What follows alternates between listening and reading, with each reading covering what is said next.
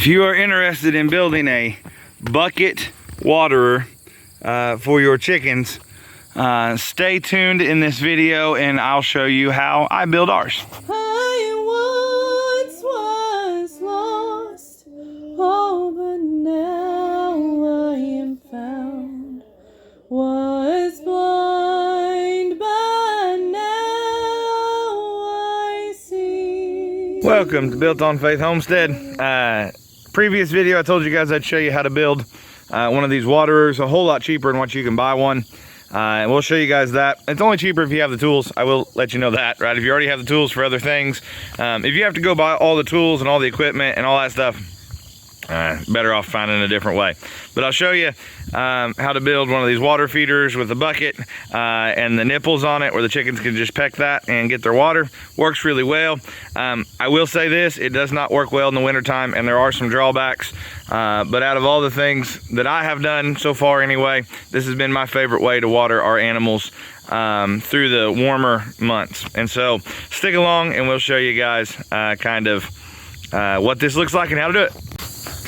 So first thing, you're gonna need the bucket, right? So I got these at Lowe's because I was already at Lowe's.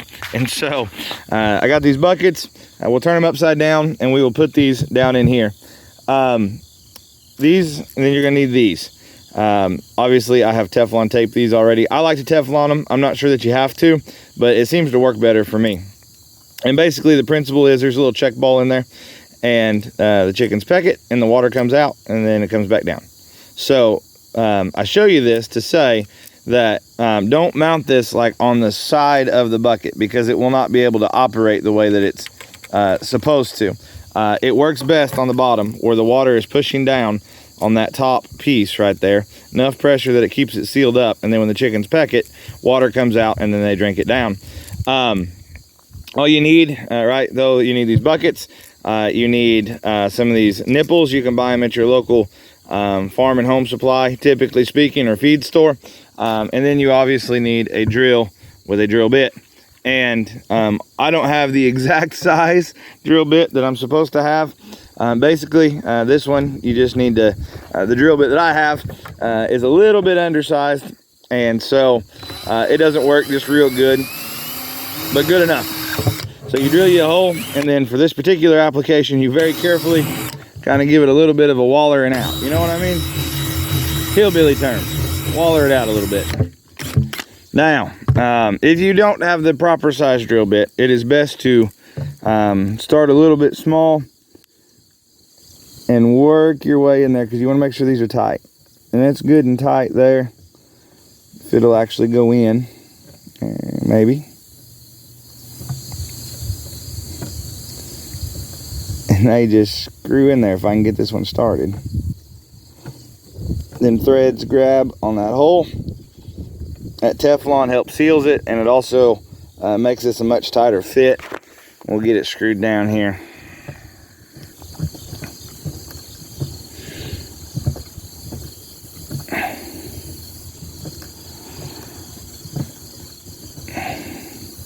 And that's all it takes. Real simple.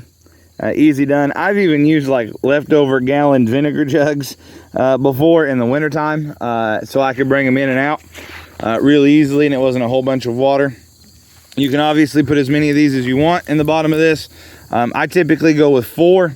I've done 2 several times as well. It works pretty good, but typically I go with 4 of them so the chickens have lots of opportunity. So all I'm going to do is repeat and repeat this. I do want to show you, I don't know, there you can see it good. This has got a little rubber washer there that seals it up too. And guys, I know you might be thinking this leaks and all that, but it really doesn't. It works really, really well. I will say though, sometimes the little check valve in here, it's a real simple little setup. I've taken them apart several times. Every once in a while, they do get to where they're leaking. You have to replace these. These are like, I don't know, $4 for a pack of 4 of them, something like that. And then your buckets, brand new, is like what, $3, $4. So you got $8 in it. If you buy these pre-made, they're gonna be like $25 or $30. And so, a whole lot cheaper, even if you have to replace them, because you're gonna have to replace them on the ones you buy anyhow. Also, sometimes, every once in a while, just from the chickens pecking at them, they mess them up, they break them. The hole gets to where, from the chickens pecking at them, I think so hard, it gets to where it doesn't hold anymore and you got to rebuild the bucket. But I'm talking like, it'll take it some time to do that. Like a couple of years, right? Or a year even, at least, before you have to worry about that too much. And so there are a few drawbacks, though, and that's some of them, is sometimes these little check valves go bad and they start leaking and you have to replace them. Sometimes these get pecked hard enough that it messes with them and gets to where it won't seal back up and you have to get you a new bucket. But it's a fairly rare thing. I'll actually show you my bigger concern a little bit later with these. Here is the lid to this water bucket that we're building.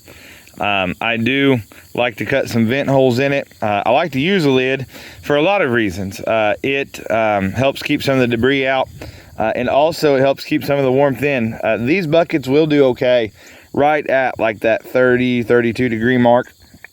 It's when you start getting below that they struggle. That's part of the reason why I use the dark blue buckets, is because it gets some of that heat back into there. And it seems to help keep it from freezing. But I have learned I do like to cut some vent holes in it because the lids seal up a little too good and it keeps it from the water coming out whenever they peck the bottom of those nipples. And so I like to cut holes in my lid. All right, so here we've got it hanging in this old coop and run that we had. The pullets are getting ready to go into here. And so in order to get the height adjusted right on these buckets, I like to keep some old ratchet straps around. Now, as you can tell, the hook on the other end is broke off of this one. I was hauling some tin and it got up against the tin and the tin cut it. Rather than throw it away, it works great for applications like this, right? So don't get rid of that stuff. If you're doing stuff like this, you can always find a use for it. Works really, really well. And so now what that allows me to do, as you can see down here, right, it allows me to adjust the height of these where they can get them.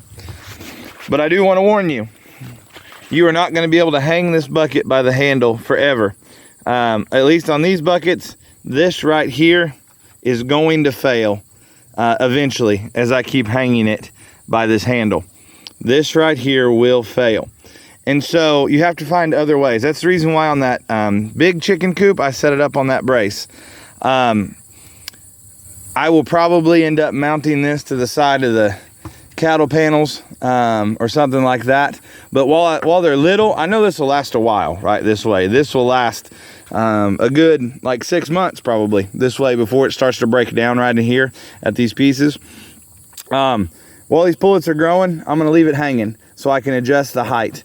As soon as they are to a point where I feel comfortable, then I will mount it to the side over here on the panel. Probably use the same busted up ratchet strap to mount it over here, and it'll work really good.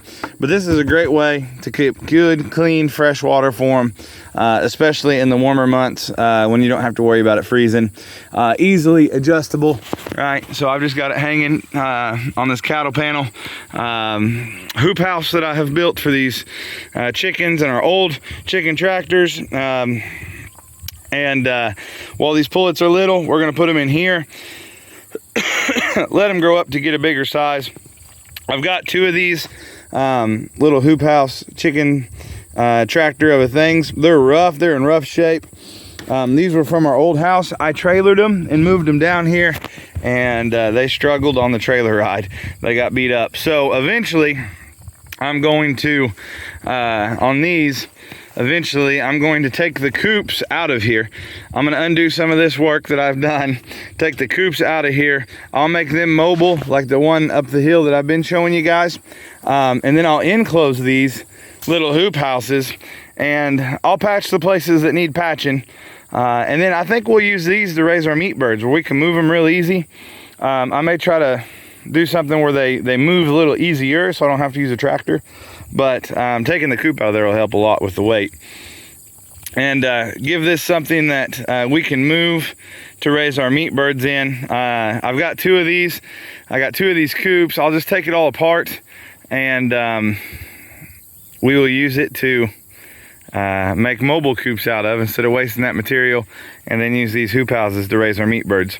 It's kind of my plan, so I don't want to get too close. I'm afraid I'll run them off. But here the young chickens have really figured out this new water. Should be a good clean watering system for them. Also will help if you have a day where you can't come out here or something like that. That'll hold more than 1 day's worth of water for them right now. So it works out really good, gives them good clean water, makes life a little bit easier on everybody. Until the freezing weather gets here, this will work great. I really appreciate you guys watching. I hope it got you thinking about different ways to water your chickens. Tell me what you think about this idea. Do you like it? Do you hate it?